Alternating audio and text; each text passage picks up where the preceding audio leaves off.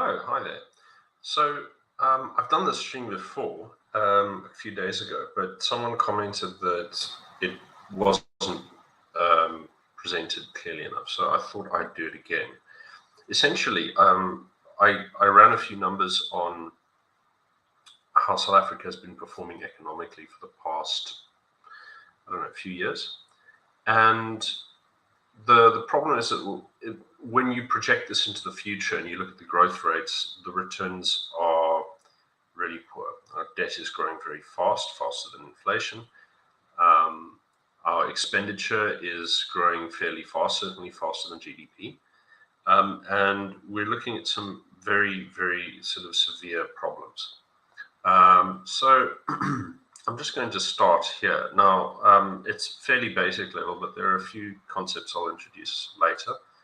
So the issue over here is that taxes can't be raised, expenditure can't be cut, and we're really heading to a hard place. And there's no political solution that I can see. There is one political solution, but I'll come to that in a minute. Just briefly,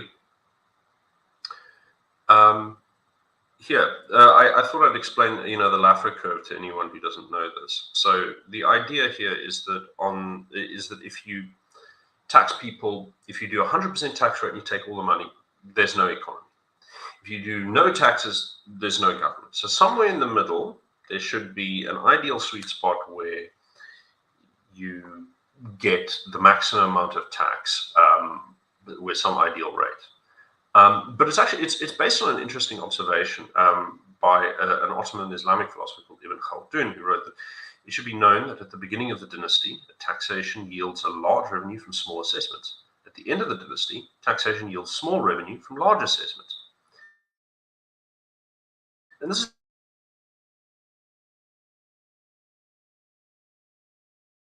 the idea that if you sort of global project this graph, if you look at the whole Western world for the past, 100 years, you'll see that for the first half of the 20th century, they have single-digit ratio.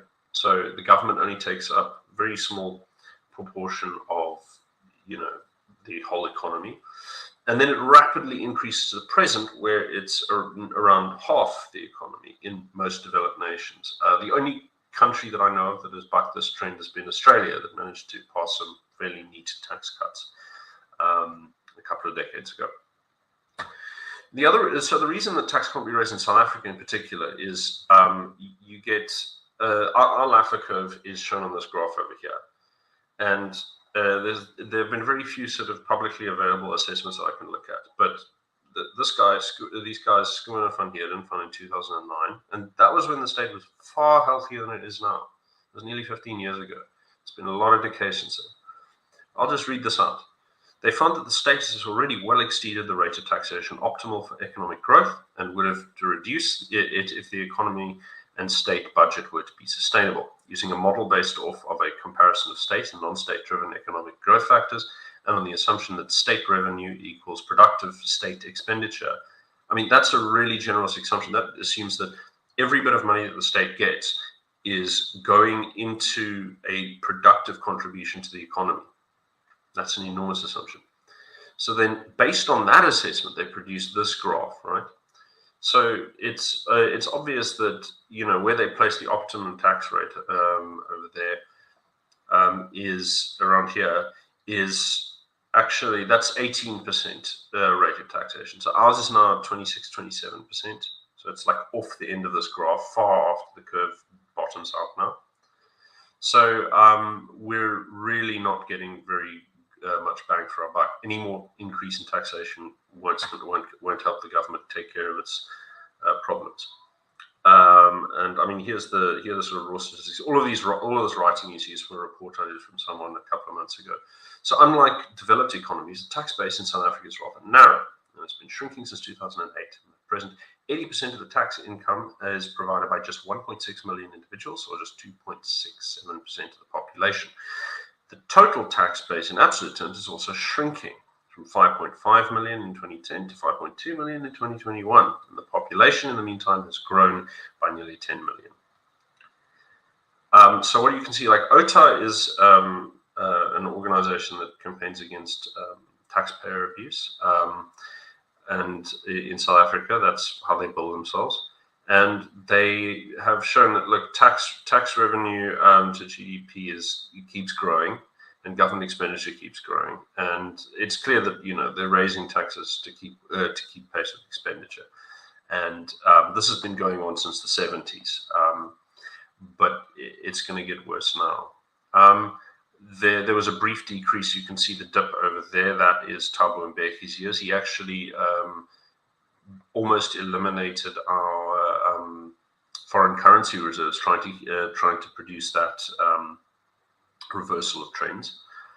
But what's interesting is, so over the period of 1990 to 2017, a 1 percentage increase point in tax as a percentage of GDP resulted in a 0.18% increase in the real tax revenue. So that means there's a diminishing return. Every little bit that they increase the taxation, they get less and less for it. And that's partially due to lack of enforcement, but it's also due to the fact that it has a depressing effect on the economy. But now the other side of it is the budget simply can't be cut. Okay, so South Africa's political elite survives off patronage, and we know this. This means that in order to get a position in the ANC, you bargain using your access to looting, tenders, all that kind of stuff, right? And if you cut people off, they will organize against you. So it's very, very difficult. I mean, the report for a lot of the revelations after De Ruyter came out is like the president is involved in the looting, and there's 4 or 5 factions that are involved in looting Eskom. And all of them have to get their cut, or there will be deep trouble. So the other thing is, like, organized labor is too strong. So Minister Godongwana has tried to put a ceiling on public expenditure, particularly on wages, at 3% annual increase, which is a couple of points below inflation. But he has conceded to them now a 7% pay rise. So I don't think we're going to get any sort of responsible fiscal management soon. Organized labor is too strong. Now, 50% of the population are welfare dependent. So, I mean, that just speaks for itself. I mean, you've got half the population are just completely dependent on the state. Some estimates put it, depending on how you define this, some estimates put it as low as 27%, but 27% is obscene nonetheless. So infrastructure needs to be completely rebuilt. Our roads have fallen apart completely. Electricity is not being provided even enough to keep water pumps running for sanitation and water services. So that's not doing well. Trains are not running, they're being burnt down. The people building their homes on railway tracks. The list goes on. So to rebuild that is going to be billions and billions and billions of dollars that will have to be provided through loans. And so the weight is only going to increase. So, and in the meantime, our economy is not going to grow. So the budget is also leaky. There's lots of corruption. It means that you can't really keep track of what's being spent anywhere. And then the debt costs are also growing at about 8% annually. The other reasons that the budget can't be cut is when we look at the political situation. So there's one potential solution that's been offered, which is that the DA should go into government with the ANC in 2024, and that they'll provide a moderating influence. I don't believe this is going to work out for 2 reasons. One, they're not going to be able to get the coalition. And number 2, if they get it, they won't be able to get what they want. And the reason for this is quite simple. Some estimates say that the ANC could fall as low as 40% in the election. I'm not so sure I believe that. But let's say they do. Let's say they fall below 40%. And they still have a lot of parties that they can appeal to for a coalition besides the DA. And so the likelihood that the DA is going to be able to dictate terms to them is quite slim. But the idea of this coalition has been supported by Helen Zille, by John Steenhuisen, by William Simanga, and by Jordan Hill-Lewis, so several senior members. But this has caused division in the DA, from what I hear from a lot of people. It's quite a divisive, and it's got like a lot of the lower councillors in a bit of a panic. because they really don't want to see this. And there are rumors that a senior leader might be considering resignation if this happens. So I can't divulge who that is for obvious reasons, but it would be a big shock. And then, as I say, no leverage. So if they succeed in getting the coalition, a couple of things will happen. First, it kills support for both parties immediately. The obvious reason for that is the DA will be seen as colluding with criminals. They, compromising with the enemy. The other thing is that as they start to deal with the ANC in government, in order to keep the coalition stable, they're going to have to stop criticizing ANC members. That's not going to go down well. They're going to get cornered by people criticizing them about the corruption in the ANC, and then they'll have to shrug or be very circumspect, and it's not going to be good. So, I mean, look, people gave Ramaphosa the benefit of the doubt when he tried to take that stance, despite his own corruption. But having achieved nothing, it doesn't, that doesn't last very long. You can only string people along for so long. And it's going to be worse for the DA. So the thing is, they also have no liberal. Their key demands, their three key demands that they really want to make if they go into this coalition. One is that they abolish BEE. The other is that you get an independent corruption commission, and then you privatize all the state-owned enterprises. You can't do that, right? Because you need enormous leverage to demand that of them. You need to be the one with options, not them. And the DA doesn't have those options. The other thing is that I remember Sungesa Zibi is a big sort of one of the bigger black liberal politicians in the country. He's a businessman who's sort of recently published a big book called Manifesto about what he wants to do as president. But I got into a Twitter space with him and asked him the question. I quoted some of the statistics that I'll show you in a minute. And he said that we can't cut welfare because that's cruel. Number one, so okay, that's not going to work. And number two, no one really wants to invest in our state-owned enterprises because they're toxic assets. The debt is enormous. The assets are damaged, crumbling. So that's out of the ballpark. And as I said, ANC has other options. There are a couple of different coalitions that get up, and if they go down by a couple of percent, they go into coalition with like a small party like Good or whatever. If they go down by a little bit more, say to 45%, they can go into coalition with the IFP. That'll neutralize their problem with them in KwaZulu-Natal, reduce some of the competition, the violence that might happen. So that would be very good. It would also provide voice to a federalist party, a pro-federalism party. Likely to be quite stable because the IFP are not, rabble-rousing radicals like the EFF are. But if the ANC goes down to around 40%, they will partner up with the EFF because a lot of their support that they've been losing has been moving over to the EFF, not the DA for the most part, more to other sort of smaller parties. So there is no coalition that can force the DA to be sensible. The ANC to be sensible. So here's the sort of scary part. So first of all, this is just descriptive statistics. These are just, what our GDP, our private sector, revenue, expenditure, debt, and deficit are. So, since 2016, things have sort of turned in the opposite direction. I mean, we seem to have been gaining control of pretty much nothing. You can see that all of these figures are declining fairly steeply, although, expenditure was being, there was a lid kept on expenditure as GDP was declining. But remember, these figures are in dollar amounts because I adjusted them at the exchange rate for that year and adjusted them for the inflation rate. So, and this is quoting the statistics from the medium-term budget estimate. If you quote the raw numbers instead of correcting them this way, you get like a 10% annual growth rate, which is not what we're experiencing. Everyone can see this. The economy is stagnant, so you have to do these corrections.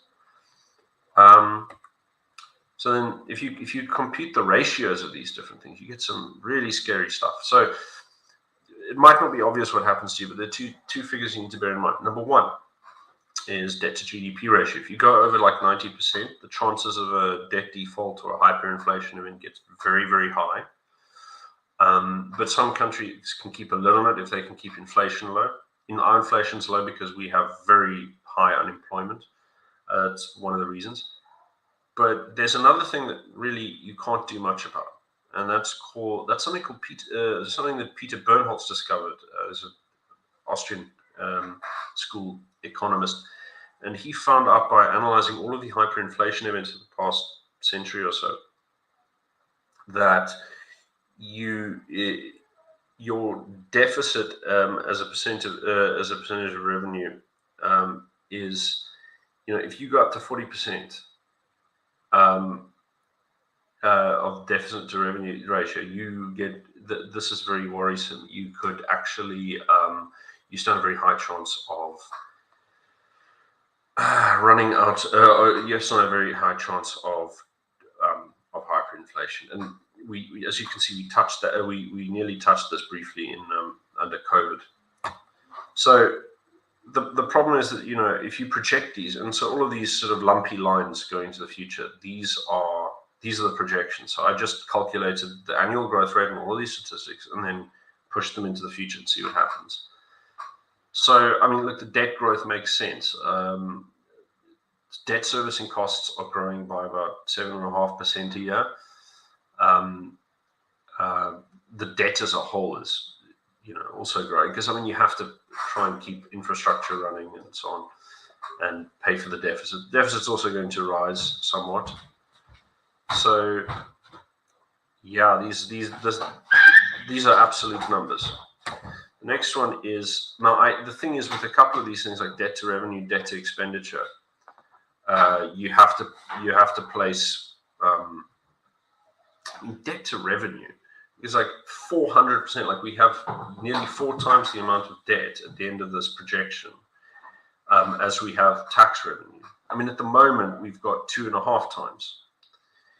But our debt to GDP is also around that. Our debt to GDP is over here. I had to plot them on opposite.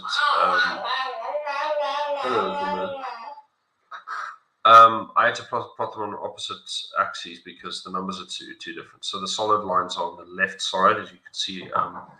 We're sort of now at about 75% debt to GDP ratio. But going forward, you'll see this increasing quite a bit. But this one is based on the growth, if I take the average growth of the past decade. But I also said, well, there's 2 different trends. The first half of the decade and the second half of the decade. You get very different results if you base them on the average growth rate of those 2 periods. So if you do 2012 to 2017, you get this decline, this like steep declining graph on pretty much everything except for debt. So debt keeps going up, but the private sector shrinks, GDP shrinks, expenditure also sort of gently declines, revenue also sort of gently declines close to a flat line, but you get sort of the deficit is sort of relatively under control. And I mean, this means that deficit to expenditure also declines, and so some of the risk is sort of contained. But when you look at the second half of the decade and use that as a guide to where things are going, you start to see things get really, really hectic. And the big example of it, the big thing to watch for over here is how expenditure keeps increasing. I mean, you get some private sector growth if things, but that may or may not continue. Remember, these are very, very crude estimates. The problem is that the projected ratios over here, you cross this Bernholz ratio over here by 2028. By 2028, you already see, the whole fiscal situation becomes completely unsustainable. Now, the problem with sort of shoving this off is that you have, while these cannot be accurate projections, and I cannot stress this enough, they cannot be accurate predictions, they're just rules of thumb. you have several factors that have to be borne in mind. Eskom is likely to collapse. I mean, we've got to the point that we're now buying, we're doing a deal to buy electricity from Tanzania. How the mighty have fallen. The Western Cape is trying to build its own energy capacity, but for the next 2 years, they've only committed 750 megawatts for construction. That's unlikely to plug the gap if they keep pace with this. They're going to have to reallocate huge portions of the budget, cut a lot of free services in order to do this, and I don't know if they have the balls to do that. Anyway, so the problem is that the Cape is different, and there's the Cape independence movement, as everyone recognizes.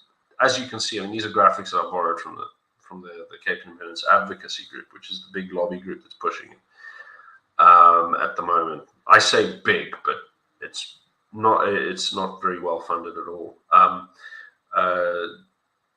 But it's been fairly effective because it plays into a lot of the interest that already exists for the province.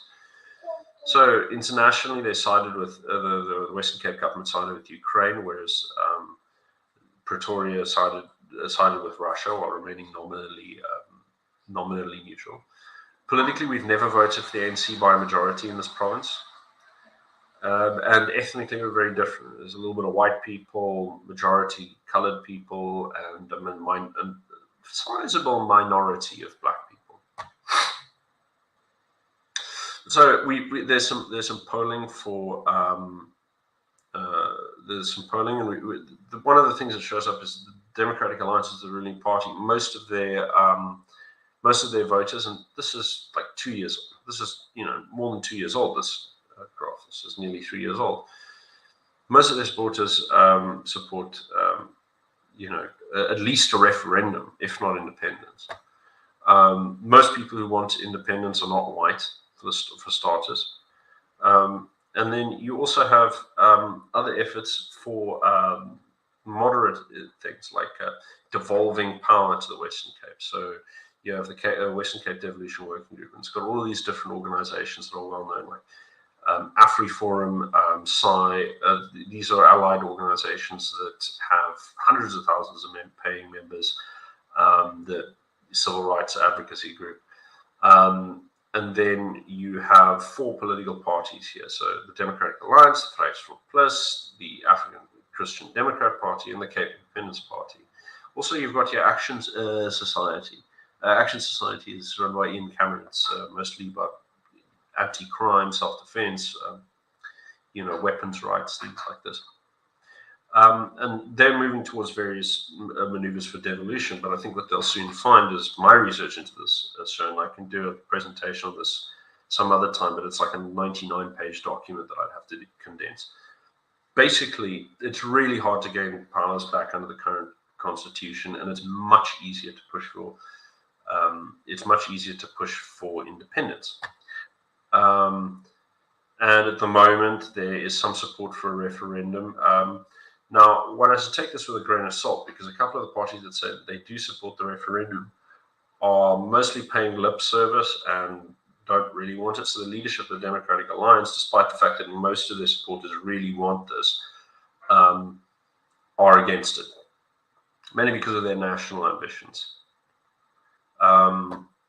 So there's something called the Western Cape People's Bill. That's being sort of cooked at the moment. And the idea is that either the DA or the Vryheids from Plus will push this. And this will give them the ability to devolve powers to the Western Cape on a very specific basis. So in our constitution, international law is higher than national law. And the ANC has signed a bunch of international treaties, there's 3 of them, which that recognize the rights of regional autonomy within the state. The issue with this is that, from the ANC perspective, is that it really actually allows us, at a provincial parliament level, to say, we, the Western Cape people, recognize that we are a separate people from the rest of the country, and we wish to govern our own affairs. The second, we pass that at a provincial legislature level, which shouldn't be hard if the DA supported. We have, constitutionally enshrined rights to take back control in most spheres of government. And that will be a very sweeping change, and it will completely shift the balance of power. Now, if you're not in the Western Cape, there's very few options you have. If you're black, you're not going to do very well. Your communities haven't got any internal structure to them that's independent of the state, and you are just not going to do well unless you are already successful in the informal sector, or are part of a business that is very deeply interfaced with the informal sector. But even then, you're going to take a massive hit when all this goes down. So what Solidariteit, which is the parent organization to AfriForum, has is they have a plan to facilitate migration to a bunch of towns where Afrikaner is in high concentration. At the moment, most of this is moving to Pretoria. So you're getting a big increase in Afrikaans people moving to Pretoria. But there's also a lot of these little towns, and some of them, like in Mpumalanga over there, like Middelburg and so on, have very high concentrations of Afrikaans people. They're not big towns, but very, very high concentration, 85, 90%, Afrikaans. And the consequences of this is that you have the nucleus of a new town. Now, they don't have as much autonomy as Orania. Orania is a very special case. They're their own municipality. They're incorporated separately. They can do a lot of things other places can't. However, what these towns can do is, as the state starts eroding, they can just take more powers. There are some cases, there was a case in the Free State and one in Northwest a couple of years ago, where people who are forced to repair their own local infrastructure could demand tax rebates or tax relief on that basis, because of the necessity of that infrastructure. And so there's a lot of sort of tax deductible infrastructure replacement that is likely to happen as things get more dire. And so that'll take a lot of power back. But one of the things that needs to happen is there's capital needs to be, because moving is very expensive and very risky. And so Orania has done one thing, because now they've got the fastest growing bank in the country, the Orania Cooperative Bank, or OSK, and they've started a program of they do these sort of low interest loans to people to move to Orania, up to I think 700,000 rand. I mean, property prices there are relatively steep because they're growing like 10% a year. But if they apply that elsewhere, they could facilitate growth quite rapidly in several of these Ankadorpe. But I think the list needs to be shrunk to some degree. So this is about the tax deductible infrastructure replacement stuff.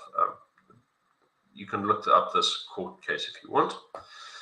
The other thing is that AfriForum is going to planning to replace a lot of the serious infrastructure. So building power stations. Pebble bed reactors are somewhat lower cost, somewhat lower scale, but this will take years. It'll take about 7 years by the estimate. So it's a little bit down the road. I'm going to remove that. So, look, in short, what you're dealing with here is you really only have two options, and those options are only available to you if you are either in the Western Cape or you are Afrikaans, or at a stretch if you're white English, although even that's not secure. And there's nothing that can stop this. So if you don't fall under those categories, you're going to be paying very hard. If you're an international investor, one of the things that I would suggest is getting your money into the Western Cape. Western Cape already has its own stock exchange. It has a very large financial sector, and it's projected to grow a lot. The tourism industry has bounced back really well. There's a booming construction industry, and something like 99% of all the jobs created over the past year went into the Western Cape. There's some problems with crime and land invasions and so on, but with independence, that should be sorted out. That's fairly easy to sort out. The likelihood of independence, I'm not going to put it at 100%. I'd say it's like about 50-50 at this point. But even if independence doesn't happen, there'll be a lot of de facto devolution of power, and the Western Cape is likely to maintain a high degree of control. Yeah.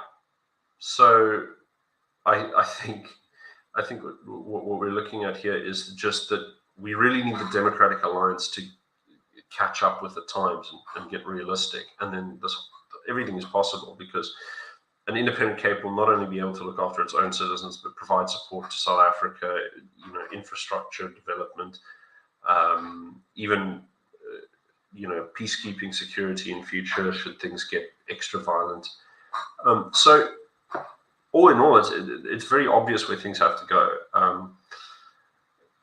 I invest overseas, ring fence your economy. If you want to get out of the country and wait until things get better, do that if you can. I'm hanging around until I am sure that Cape independence is or is not happening, personally, because I'm invested in this and I'm involved in the movement marginally, sure, but I feel a sense of loyalty, maybe misguided, maybe not, but that's where I am. Apologies for the sniffing. I'm coming down and somebody picked it up from the little kid. Anyways, that's all it is to share today. I mean, the basic thing to sort of look at is that we've got until the end of the decade. The ANC is not going to save you. The DA is only going to. The only way the DA can save you is if they support Cape independence. And the other parties, their utility in the interior of the country, there is actually some use for them, because they can facilitate local devolution of powers and cooperative engagement with local communities. And so voting's at a local level still has a point. Voting at a national level is almost completely pointless at this stage. What's important, I would say, is that you vote for the parties that support Cape independence outright at the Western Cape level, and that would be Vryheidsfront, Cape Independent Party, Cape Coloured Congress, and in terms of those three parties are really it. If something else develops, keep your eye on that. But this is really where you want to put your focus. There really is no other. This really is no other option. But thank you. I have to get to other work. Thank you very much for hanging about. The few of you who tune in for when this is live. For those of you getting this pre-recorded, try not to panic. Make cool, calm decisions. And goodbye. Good luck. God bless.